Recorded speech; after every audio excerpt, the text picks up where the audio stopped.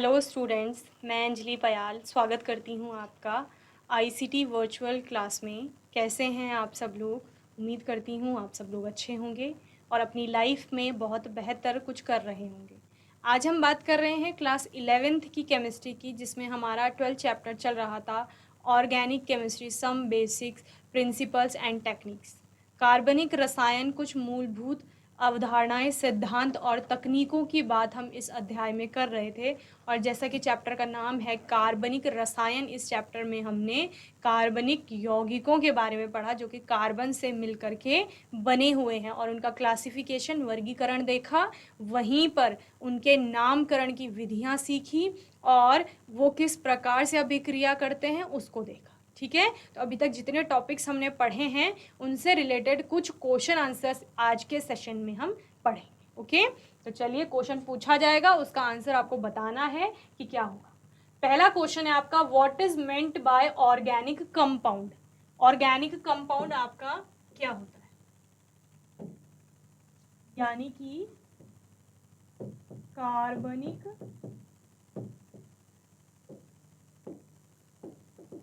यौगिक क्या होते हैं?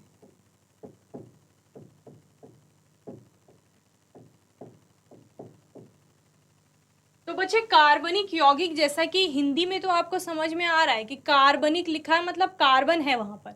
ऑर्गेनिक कंपाउंड वर्ड यूज होता है जो कि कार्बनिक से निकला हुआ है, यानी कि कार्बन के परमाणु जब एक दूसरे कार्बन के परमाणु या किसी अन्य तत्व के परमाणुओं से जुड़ते हैं तो जुड़ करके अलग अलग यौगिकों का निर्माण करते हैं, और इन्हीं यौगिकों को क्या कहा जाता है? कार्बनिक यौगिक या ऑर्गेनिक कंपाउंड आपका कहा जाता है। क्लियर है? चलिए आंसर देखते हैं। Organic compound is of a large class, बहुत बड़ी क्लास है ये, of a chemical compound, large class of a chemical compound, यानी कि जितने भी आपके केमिकल कंपाउंड, रासायनिक यौगिक हैं, उनमें एक बहुत बड़ा वर्ग है, समूह है, जो कि किसका है? ऑर्गेनिक कंपाउंड्स का है। इन विच वन और मोर कार्बन एटम, जहां पर एक या एक से अधिक कार्बन के परमाणु are covalently paired with other elements, जो कि कोवेलेंटली जुड़े हुए होते हैं, सहसंयोजी रूप से जुड़े हुए होते हैं।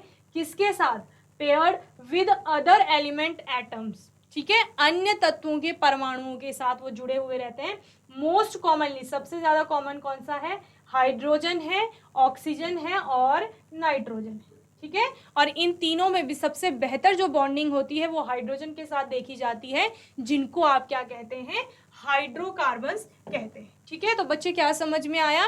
कार्बन का जो परमाणु होता है या कार्बन जो तत्व है आपका, उसकी हमने सर्वतोमुखी प्रकृति देखी थी, जहां पर हम दो चीजों की बात करते हैं। एक आपकी होती है टेट्रावेलेंसी, यानी चतुः संयोजकता, चार इसकी संयोजकता होती है, जिसके कारण ये कार्बन के अन्य परमाणु या किसी भी तत्व के अन्य परमाणु के साथ जुड़ता है। अच्छा, कार्बन जो होता है इसका परमाणु क्रमांक 6 होता है। जब ये न्यूट्रल स्टेट में है, उदासीन है कार्बन का परमाणु, तो 6 इसके परमाणु क्रमांक का मतलब है प्रोटॉनों की संख्या भी 6 और इलेक्ट्रॉनों की संख्या भी 6। 6 इलेक्ट्रॉनों का वितरण करेंगे तो 2 पहली कक्षा में, 4 दूसरी कक्षा में। अब इसको अपना अष्टक पूरा करना है, यानी यहाँ 8 इलेक्ट्रॉन पूरे करने हैं, तो इसके लिए ये क्या करेगा? या तो ये 4 अपने निकाल देगा या फिर 4 ग्रहण कर लेगा। तो अगर ये 4 इलेक्ट्रॉन लाता है, 4 इलेक्ट्रॉन ये किसी से लेता है, तो अब इसके पास टोटल कितने हो जाएंगे? 6 इलेक्ट्रॉन पहले से थे, 4 और आ गए, 10 इलेक्ट्रॉन हो गए, यानी 10 हो गए इसमें नेगेटिव चार्ज। लेकिन पॉजिटिव चार्ज कितना है? अभी भी 6 ही है। तो इतना आवेश, इतना ऋणावेश कोई परमाणु ग्रहण नहीं कर पाएगा, जबकि उसके धनावेश की मात्रा 6 ही है, तो ऐसा होना पॉसिबल नहीं है। दूसरा क्या हो सकता है? ये 4 इलेक्ट्रॉन किसी को दे दे। तो जब ये 4 इलेक्ट्रॉन किसी को दे देगा तो 6 तो इसके पास थे ही, 4 इसने दे दिए, अब कितने रह गए? 2 नेगेटिव चार्ज रह गए इसके पास, और पॉजिटिव चार्ज अभी भी कितना है?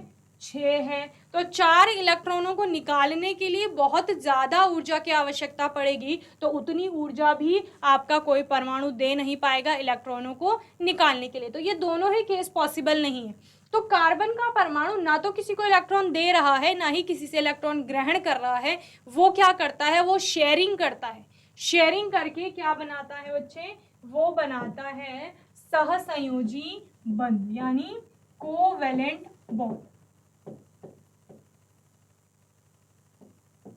सहसंयोजी बंध बनाता है। तो जब ये टेट्रावेलेंसी हम कह रहे हैं, तो ये टेट्रावेलेंसी का मतलब है कि 4 सहसंयोजी बंध बनाएगा इस प्रकार से। ठीक है, आपका सिंगल सिंगल बॉन्ड बना सकता है, या फिर कार्बन कार्बन के बीच डबल बॉन्ड आएगा, ऐसा कुछ बना सकता है, या फिर कार्बन किसी के साथ ट्रिपल बॉन्ड बना रहा है, ऐसा आ सकता है।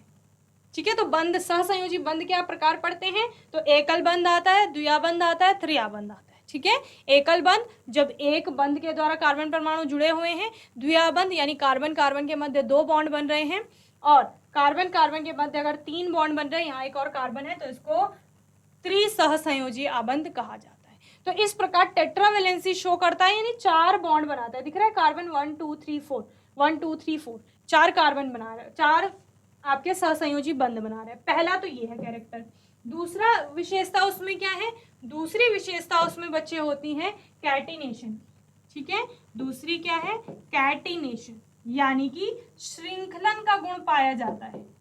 श्रृंखला में यानी कि कार्बन के साथ कार्बन का परमाणु जुड़ रहा है, इसके अलावा भी कोई और जुड़ सकता है। क्या जुड़ सकता है, हाइड्रोजन जुड़ सकता है, जहां पर आप क्या कहते हैं कैटिनेशन में, कि कार्बन कार्बन जुड़ा, इनके साथ हाइड्रोजन भी जुड़ गए, या फिर कार्बन के साथ कार्बन जुड़ा, यहाँ कोई ऑक्सीजन जुड़ गया। ठीक है, इस प्रकार का आपका क्या बनता है, कोई भी यौगिक बनता है।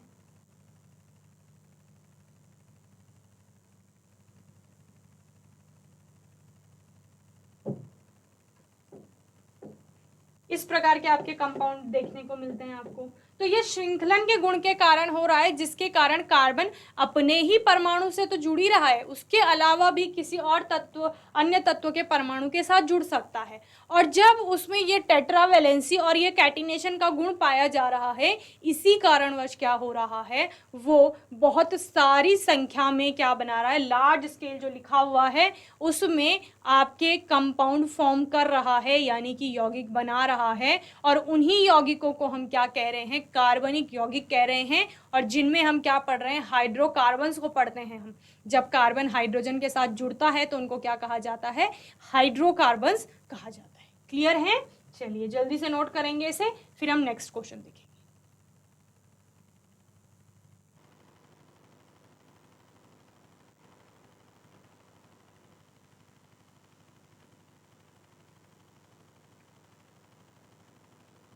चलिए नेक्स्ट क्वेश्चन देखते हैं बच्चों। आपका नेक्स्ट क्वेश्चन है, what is a cyclic compound. तो बच्चे हम क्या पढ़ रहे थे, हम पढ़ रहे थे ऑर्गेनिक कंपाउंड्स। हमने देखा था ऑर्गेनिक कंपाउंड का क्लासिफिकेशन। ऑर्गेनिक कंपाउंड के क्लासिफिकेशन में एक क्लास आती थी ए साइक्लिक कंपाउंड्स की। ठीक है, ए साइक्लिक आपके कंपाउंड जो होते हैं, या जिनको आप क्या कहते हैं, ओपन चेन कंपाउंड भी कहते हैं। ठीक है, ओपन चेन एलिफेटिक कंपाउंड इनको कहा जाता है। तो जब आपको खुली श्रृंखला में कार्बन के एटम दिखते हैं, श्रृंखला के रूप में आपको कार्बन दिख रहे हैं, किसी चक्र के रूप में नहीं दिख रहे हैं, ओपन चेन में खुली श्रृंखला में दिख रहे हैं, तो उन्हीं को आपका क्या कहा जाता है, ओपन चेन कंपाउंड या स्ट्रेट चेन कंपाउंड। इनमें ब्रांच्ड हो सकती हैं, शाखा हो सकती है ओपन चेन में। ठीक है, following are the example in this category. Example हम आपको बताएंगे। These compounds are also known as aliphatic compound, they have branched और स्ट्रेट चेन्स। कैसे होते हैं, श्रृंखला के रूप में होते हैं, सीधी श्रृंखला हो सकती है, या फिर शाखित श्रृंखला इसमें आपको देखने को मिलेगी। ठीक है, तो खुली श्रृंखला वाले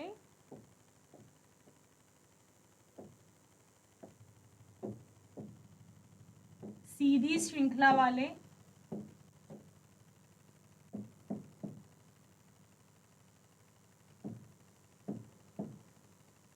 खुली श्रृंखला, सीधी श्रृंखला, इसके अलावा क्या होता है आपका, शाखित श्रृंखला हो सकती है।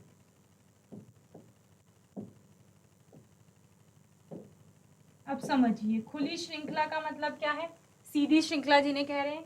सीधी श्रृंखला में जैसे आपका CH3 CH2 CH2 CH3 है, कोई फंक्शनल ग्रुप जुड़ गया तो ये सीधी श्रृंखला वाला, ठीक है, ऑर्गेनिक कंपाउंड। और दूसरा शाखित श्रृंखला का मतलब क्या है, अब CH3 CH2 CH2 CH CH2 CH3 CH2 CH2 CH3, तो यहाँ अब आपका क्या हो गया, ब्रांच में भी एक जुड़ गया, शाखा में, ये तो श्रृंखला हो गई पूरी एक, ठीक है, लेकिन ये ब्रांच में आ गया इधर, तो ये क्या हो गया, शाखित श्रृंखला हो गई, लेकिन है कैसे सारे, ओपन खुली श्रृंखला में है, यानी बंद नहीं हो रहे हैं। बंद का मतलब क्या है कि अगर चक्र के रूप में दोबारा से कार्बन की श्रृंखलाएं के दो एंड एक दूसरे से जुड़ जाते हैं, जैसे कि क्या हो गया, ये कार्बन कार्बन कार्बन और ये चारों आपस में इस प्रकार से, तो ये बंद हो गया, तो ये अब खुली श्रृंखला नहीं रही। जबकि इसी प्रकार का एक है, ये हमने देखा ब्यूटेन का, उसको साइक्लोब्यूटेन कहा जाता है, इसको सिर्फ ब्यूटेन कहा जाएगा क्योंकि ये खुली श्रृंखला है और वो चक्र के रूप में आ गया, इसलिए उसको साइक्लोब्यूटेन कहा जाएगा। क्लियर है? अगर यहाँ पर आप हाइड्रोजन भी जोड़ देंगे, 4, 2 यहाँ 2 यहाँ 2 2, इस प्रकार से हाइड्रोजन, तो 4 4 वैलेंसी पूरी हो जाएगी कार्बन की। क्लियर है? तो आपके ए साइक्लिक उन्होंने पूछा था, ए साइक्लिक क्या होता है, तो खुली श्रृंखला वाले ये वाले कंपाउंड आपके क्या कहलाते हैं, ए साइक्लिक और एलिफैटिक भी जिनको कहा जाता है। क्लियर है? चलिए नोट करेंगे जल्दी से।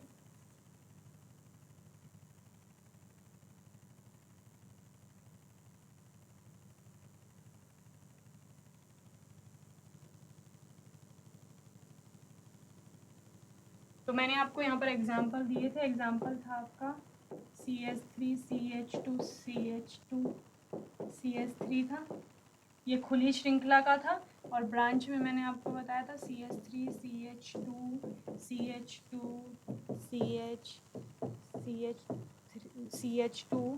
CH3, और फिर यहाँ CH2 CH2 CH, ठीक है, तो ये ओपन, ये होगी स्ट्रेट चेन,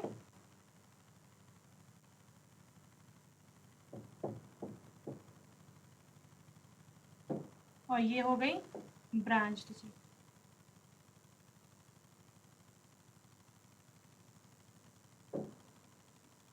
ओके, चलिए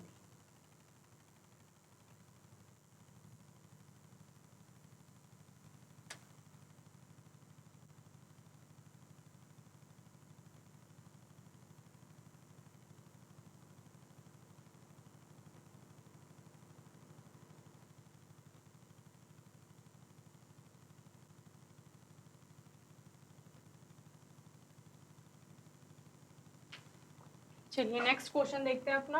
नेक्स्ट क्वेश्चन है, give the IUPAC name of the following compounds. नीचे लिखे गए, नीचे जो कंपाउंड आपको बताए गए हैं, इनका आपको IUPAC नेम देखना है। तो बच्चे IUPAC नॉमेनक्लेचर में हमने बहुत सारे रूल्स पढ़े थे, उन नियमों को याद करिए और उनके आधार पर नामकरण कीजिए। पहला आपका कंपाउंड है बेंजीन का। बेंजीन के कंपाउंड का हमने नॉमेनक्लेचर देखा था, जब बेंजीन में मोनो सब्स्टिट्यूटेड आ रहे थे। मोनो सब्स्टिट्यूशन मतलब एक कार्बन के साथ, बेंजीन रिंग के एक कार्बन के साथ कोई सब्स्टिट्यूशन में ग्रुप जुड़ रहा होगा। तो यहाँ पर ये ग्रुप जुड़ रहा है जो कि क्या है, 1 2 3, 3 कार्बन है इसमें, तो 3 यानी प्रोप, और एक हाइड्रोजन कम है इसमें से, प्रोपेन्स एल्केन से, तो प्रोपाइल हो जाएगा। ठीक है, तो प्रोपाइल ग्रुप जुड़ा हुआ है बेंजीन से। ठीक है, तो प्रोपाइल बेंजीन इसका नेम हो जाएगा, इस प्रकार से आप पढ़ रहे थे। और बी आपका क्या है, 1 2 3 4 5, 1 2 3 4, 4 कार्बन एटम है, और यहाँ पर आपका एक मिथाइल ग्रुप जुड़ रहा है कार्बन से, और लास्ट में CN जा रहा है, तो CN जब जाता है तो नाइट्राइल की फॉर्म में जाता है। ठीक है, और इसी प्रकार से, तो पहले का नाम आपका क्या है, प्रोपाइल बेंजीन, दूसरा आपका क्या हो गया, 1 2 3, तो आपका 3 मिथाइल, 1 2 3 4 5, 5 आपके कार्बन है, पेंटेन नाइट्राइल। क्लियर? 1 2, इधर से नंबरिंग होगी 1 2 3 4 5। ठीक है, तो इस प्रकार सी है आपका, तो ये 1 1 2 1 2 3 4 5 6 7। ठीक है, तो आपका 2 पर क्या है, मिथाइल ग्रुप 2 पर और 5th पर, तो 2 5 और डाई मिथाइल हेप्टेन। क्लियर। ये आपका क्या है, 3 पर आपका ब्रोमो और आपका ग्रुप जुड़ा हुआ है, ब्रोमो और क्लोरो, इस प्रकार से। तो 2 जो डी वाला है आपका, ये वाला 3 ब्रोमो 3 क्लोरो हेप्टेन, तो किस प्रकार है, CH3 होगा, CH2 होगा, C होगा आपका, और उस पर ब्रोमो और क्लोरो ग्रुप जुड़े हुए होंगे। और उसके बाद आपका फिर क्या हो जाएगा, ये CH2 यूनिट आ जाएगी, फिर आपका CH2 यूनिट आ जाएगी। तो 1 2 3 4 5 6 और 7 CH3, यहाँ पर Br और C है, तो 1 2 3 3 ब्रोमो 3 क्लोरो हेप्टेन। क्लियर, इस प्रकार से हो जाएगा। नेक्स्ट है आपका ये वाला, तो ये CHO एल्डिहाइड ग्रुप है। ठीक है, और एल्डिहाइड ग्रुप में यहाँ 1 और 2 दो CH2 यूनिट भी आ रही हैं, तो किस प्रकार से है, डाइक्लोरो इथेनॉल 1 2 3 आपका क्या हो रहा है, यहाँ पर क्लोरोप्रोपेनॉल इसका नाम हो जाएगा। 1 2 3 3 कार्बन की श्रृंखला है, देख लीजिए, Cl हो गया, CH2 हो गया, CH2 हो गया, ये C डबल बॉन्ड O, ये H। ठीक है, तो इधर से नंबरिंग होगी क्योंकि एल्डिहाइड ग्रुप जो है आपका वो ये मेन फंक्शनल ग्रुप है। 1 2 3, तो 3 क्लोरो, 1 2 3 प्रोप, एन ऑल अल, तो 3 क्लोरो प्रोपेनॉल, ये इसका नाम हो जाएगा। क्लियर है।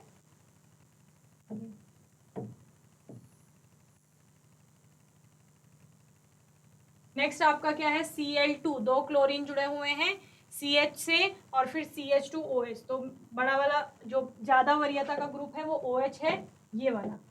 ठीक है, तो यहाँ से नंबरिंग होगी 1 2, तो 2 पे आपके दो क्लोरीन जुड़ रहे, Cl2 लिखा हुआ है ना, तो 2 2 डाइक्लोरो और इथेनॉल, तो ये इसका IUPAC नेम हो जाएगा। ठीक है, इस प्रकार से है, CH उस पे Cl है और Cl है।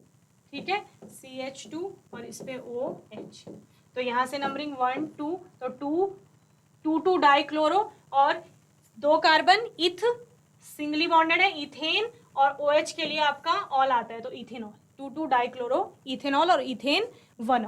क्लियर, चलिए जल्दी से नोट करेंगे इनके नाम।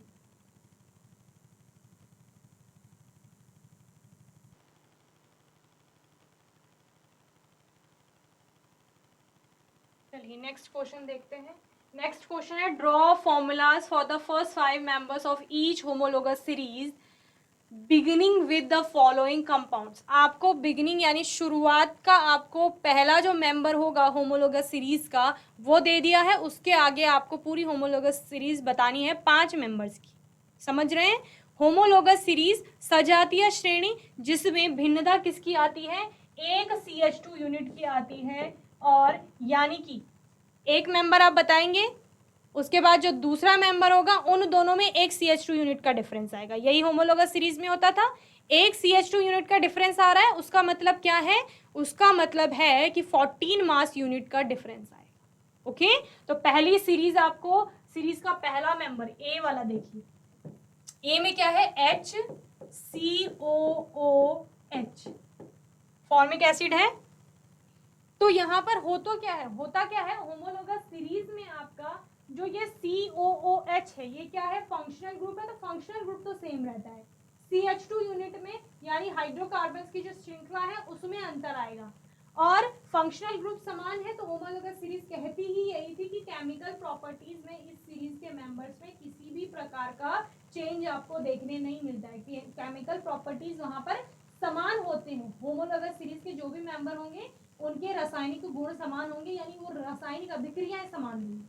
ठीक है, डिफरेंस किस में आएगा, CH2 यूनिट में आएगा। ओके, तो इस प्रकार से पहला आपका HCOOH हो गया, तो इसमें एक CH2 ऐड कर लीजिए, तो क्या हो जाएगा, CH3COOH हो जाएगा। दूसरा आपका क्या हो जाएगा, फिर इसमें एक CH2 और ऐड कर दीजिए, CH3CH2COOH, इस प्रकार। फिर नेक्स्ट हो जाएगा CH3CH2CH2COOH, इसके बाद एक CH2 और इंक्रीज कर लेंगे, CH3 CH2 CH2 CH2 COOH। तो ये एक होमोलोगस सीरीज आ गई इस वाले फर्स्ट मेंबर के लिए।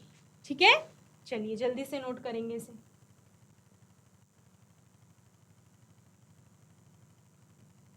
दूसरा आपका क्या है, बी आपका है CH3 COCH3।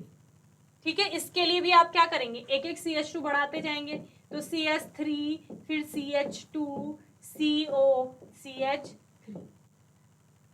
ठीक है, फिर इसके आगे आप एक और CH2 बढ़ा देंगे। C वाला आपका क्या है, C है आपका HCH डबल बॉन्ड CH2। तो ये आपका क्या दिख रहा है आपको, HCH CH2 है ये, यानी कि आपका इथीन है C2H4। तो इसके बाद आपका क्या आ जाएगा, इथीन में यहाँ पर फिर से CH2 यूनिट बढ़ा देंगे। तो इथीन के बाद क्या आता है, प्रोपीन CH3H में आप एक H2 और जोड़ देंगे,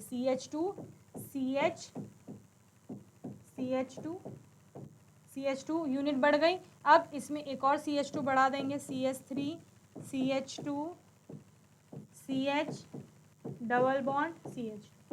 फिर इसमें एक और CH2 बढ़ा देंगे। तो इस प्रकार 5-5 मेंबर की इन दोनों को भी आप पूरी कर लेंगे। क्लियर है, चलिए जल्दी से नोट करेंगे इनको, फिर पूरी आप सीरीज देखेंगे इसमें।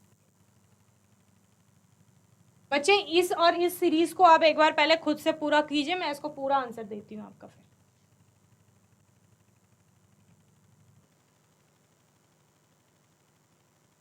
चलिए, तो बच्चों आंसर आप लोगों ने निकाल लिए होंगे इसके। ठीक है, मैं आपको आंसर बताती हूँ इनके और आप अपने आंसर क्रॉस चेक करें। ठीक है, तो ये पहला जो आपका कंपाउंड था उसके लिए आपने देखा ये वाला, इसकी 5 मेंबर की श्रृंखला है ये। ठीक है, इसके आगे पहला तो वो हो गया 4, उसके बाद ये आएंगे। फिर दूसरे में पहला आपका ये हो गया और इसके आगे आपने इस प्रकार की श्रृंखला जोड़ ली, CH2 हमने लेफ्ट साइड में जोड़ी थी, आप लेफ्ट राइट कहीं भी जोड़ सकते हैं। तो ये राइट साइड में इन्होंने जोड़े हैं, तो ये भी आपकी 5 मेंबर की श्रृंखला क्या होती है, पूरी होती है यहाँ पर। ठीक है, उसके बाद यहाँ बात करेंगे इस वाले कंपाउंड की जो कि एल्कीन का है। तो एल्कीन का मेंबर्स देखिए ये। ठीक है, तो इस प्रकार से आप CH2 यूनिट बढ़ाते जाएंगे, वो आपकी होमोलोगस सीरीज बनती जाएगी। ठीक है, तो होमोलोगस सीरीज में यही होता है कि श्रृंखला में एक CH2 यूनिट का डिफरेंस, किसका डिफरेंस, एक CH2 यूनिट का, यानी जो आप सजातीय श्रेणी देखते हैं उसमें एक CH2 ज्यादा होता है और एक CH2 का मतलब कार्बन का परमाणु द्रव्यमान 12 और 2 हाइड्रोजन का, तो कितना हो गया 14। तो 14 मास यूनिट का डिफरेंस आता है, यानी कि दो लगातार मेंबर्स को अगर आप देखते हैं तो इसके बाद अगर इसको देखेंगे तो इन दोनों में 14 मास यूनिट का डिफरेंस आएगा। इसके बाद इसको देखेंगे इन दोनों के बीच में तो 14 मास यूनिट का डिफरेंस आएगा। इन दोनों में देखेंगे तो इनमें भी। तो यानी एक सजातीय श्रेणी में जो एक के बाद एक क्रम आता है आपके मेंबर्स का, तो उन मेंबर्स में 14 मास यूनिट का डिफरेंस देखने को मिलता है। क्लियर है, जल्दी से नोट करेंगे इसे।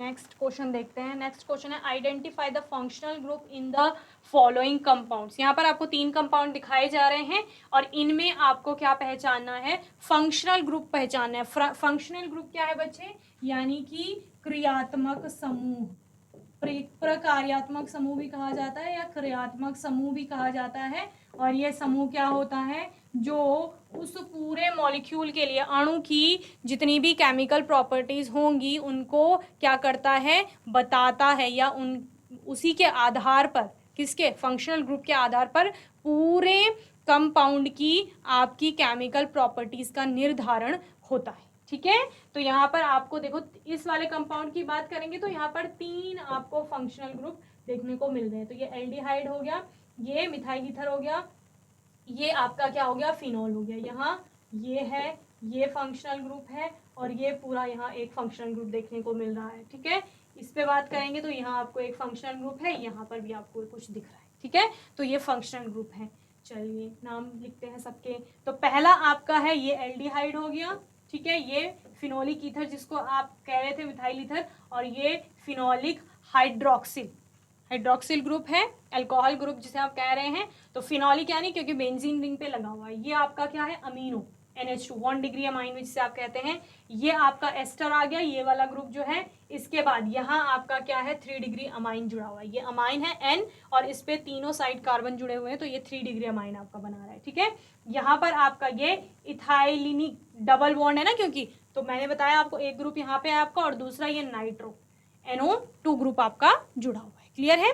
तो इसी प्रकार किसी भी कंपाउंड में अगर आपको आइडेंटिफाई करने के लिए आता है फंक्शनल ग्रुप, तो वो इजीली आप कर ले जाते हैं, क्योंकि वहां पर क्या है, कोई भी फंक्शनल ग्रुप जो है वो जुड़ा हुआ है। और आपने फंक्शनल ग्रुप के बारे में क्योंकि बहुत अच्छे से पढ़ा हुआ है कि कौन सा ग्रुप के लिए कौन कौन से आपके सिंबल्स यूज होते हैं। क्लियर है। तो कौन सा ग्रुप किस प्रकार से जुड़ता है वो भी आपको पता है। जल्दी से नोट करेंगे इसे।